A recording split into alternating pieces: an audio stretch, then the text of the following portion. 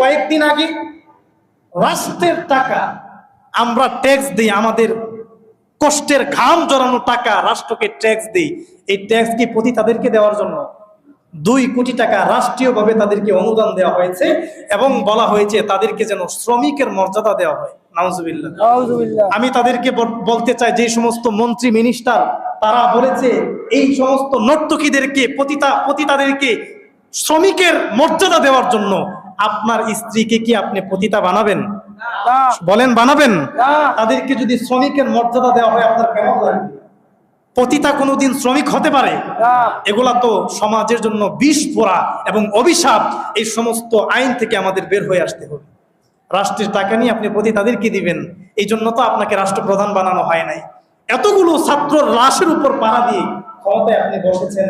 সাবধান, যেই রকম ভাবে আপনাকে সম্মান দিয়ে মানুষ ক্ষমতায় বসিয়েছে, আবার টেনে নামাতে সময়ও লাগবে না। ঠিক কিনা বলেন? এই জন্য